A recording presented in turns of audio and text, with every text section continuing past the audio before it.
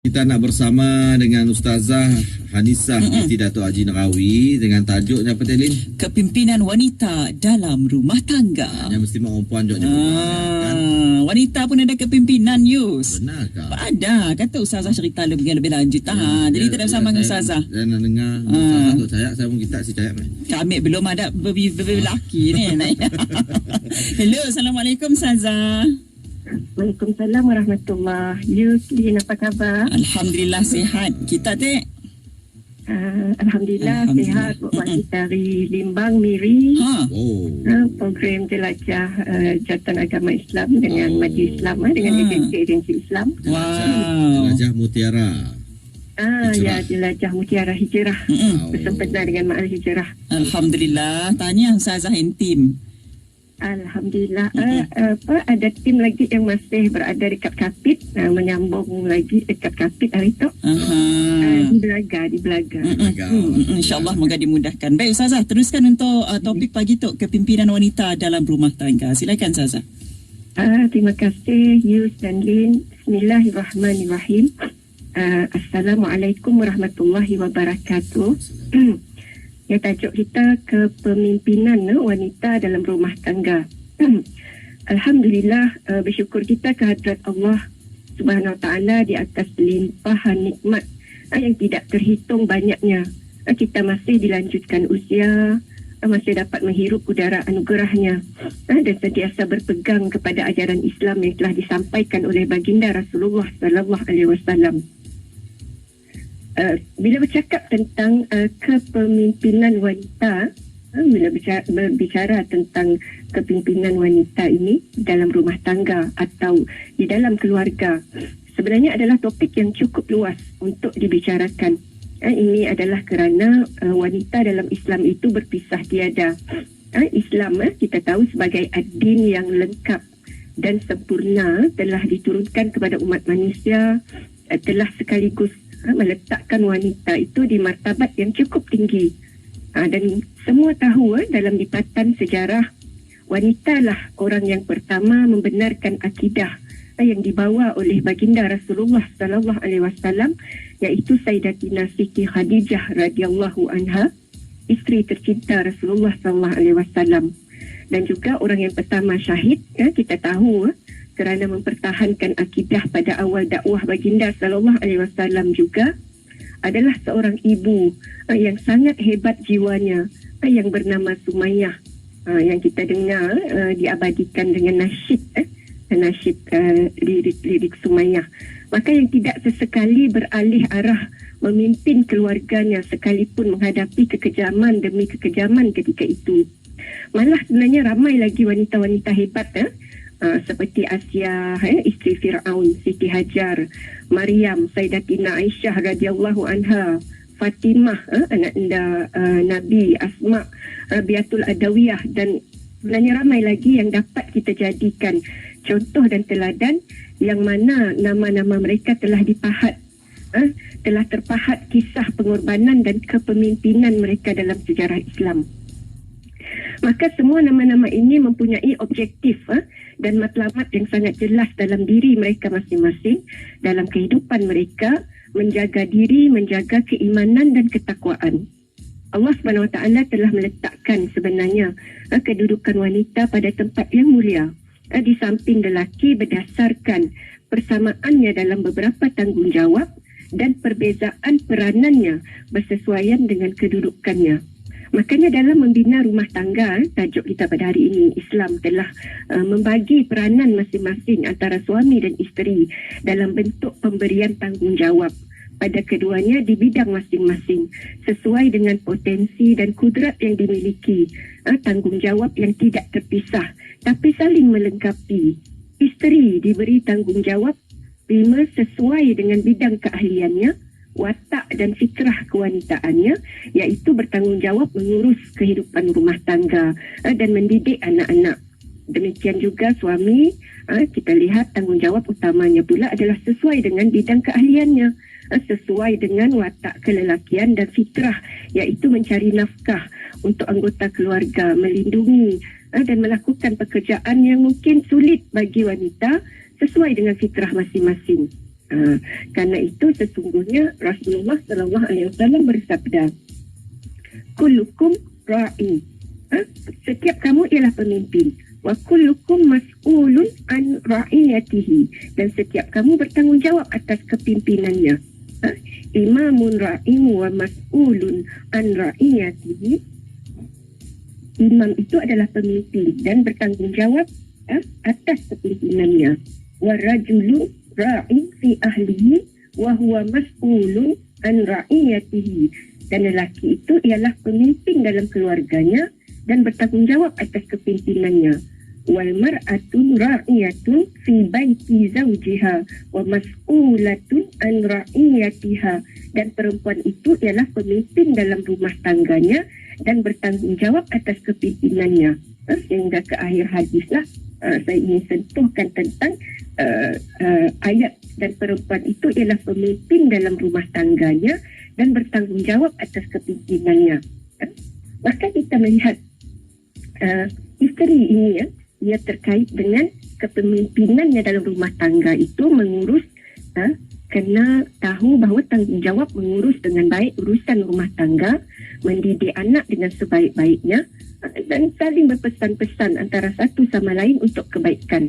Dan semua orang harus memahami bahawa suami isteri atau lelaki perempuan itu tidak diciptakan hanya sia-sia. Semua makhluk tidak diciptakan sia-sia. Namun masing-masing dengan tanggungjawab yang harus dipertanggungjawabkan nanti di hadapan Allah Subhanahu Wa Taala.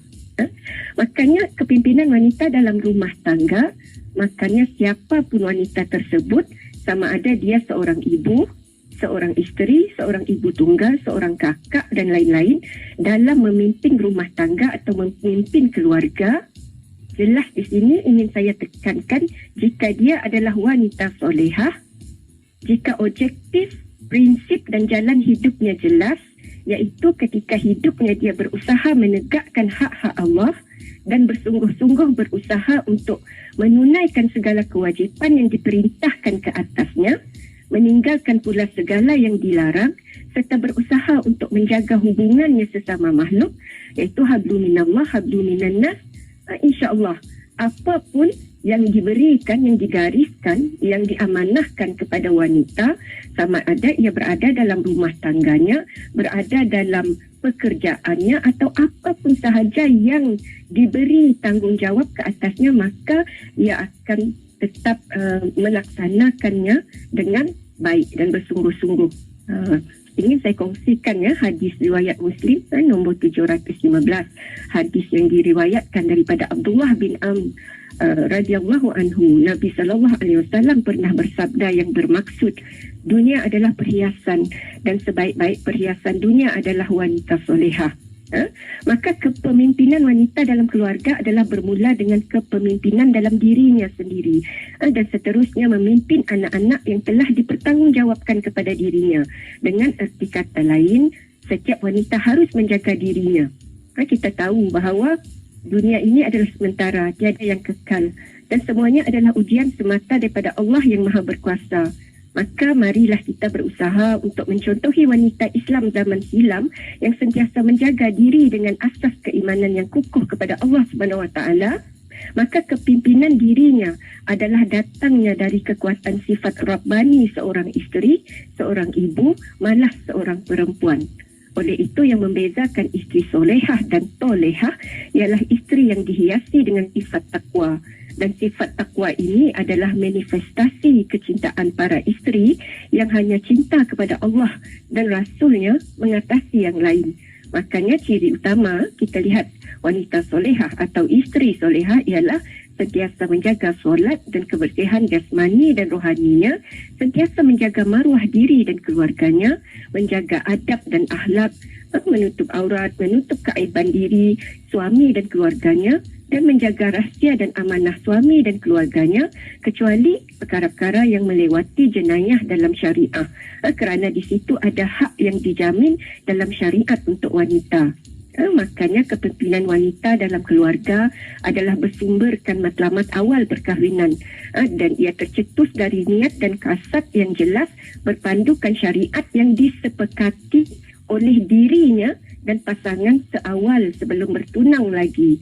Matlamat ini akan seterusnya menjadi panduan kepada dirinya selaku isteri yang sering mengingati dirinya dan suami serta anak-anaknya. Di sinilah peranan besar peranan isteri selaku sayap kiri keluarga menjadi tabung ilmu dan maklumat buat keluarga dalam mengingatkan diri, suami dan anak-anak agar sentiasa berada di atas landasan dan tidak tersasar.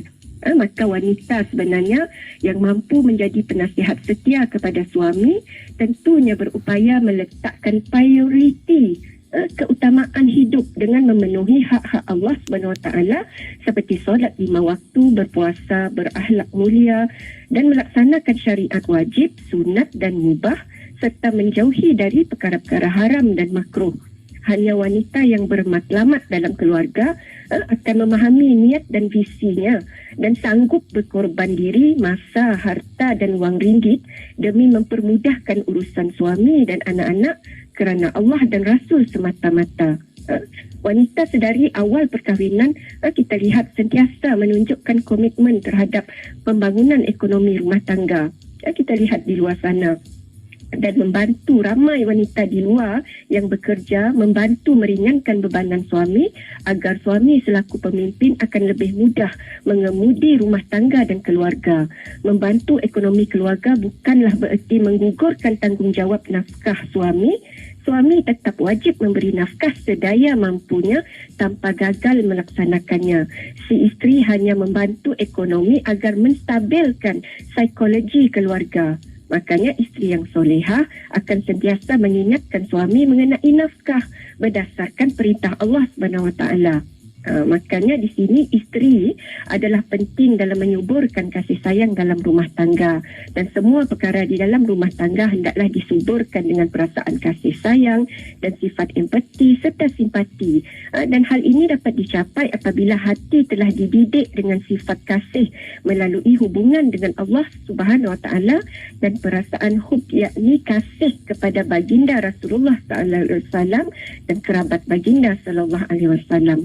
Dan selaku wanita dalam rumah tangga, ia hendaklah menjadi contoh kepada anak-anak tentang bagaimana adab dan kasih terhadap ibu bapa dan suami. Dan dalam hal ini juga wanita selaku isteri perlu bijak dalam memahami perkara-perkara yang disukai dan tidak disukai suami serta mempunyai kreativiti dalam memeriahkan kecintaan dan kasih sayang bersama suami dan anak-anak. So ini saya katakan sebenarnya tajuk ini sangat luas. Banyak lagi sebenarnya boleh kita share, tetapi sebagai kesimpulan kita tahu bahawa kepemimpinan wanita dalam keluarga dapat disimpulkan kepada 4 sinergi. Pertamanya ketakwaan dan ketaatan. Yang keduanya matlamat hidup berkeluarga perlu jelas. Ketiga mawaddah warahmah dan keempat melahirkan generasi Rabbani yang soleh-solehah. Makanya dengan kepemimpinan wanita yang mendukung matlamat perkahwinan dan membantu suami tercinta serta membimbing anak-anak dalam menjalani hidup sebagai seorang Muslim dan Muslimah, tentunya menjadi sumbangan terbesar wanita selaku ibu, isteri dan anak serta individu Muslimah kepada negeri dan negara, malah tamadun ummah sebenarnya. Dan generasi Rabbani di kalangan Muslimah akan pasti menjadi benteng negara dari segala ancaman dan kerosakan manusia, insya-Allah. Wallahu a'lam. Jadi terima kasih Ustazah di atas perkongsian untuk tajuk kepimpinan wanita dalam rumah tangga. InsyaAllah jumpa lagi. Assalamualaikum Ustazah. Waalaikumsalam warahmatullahi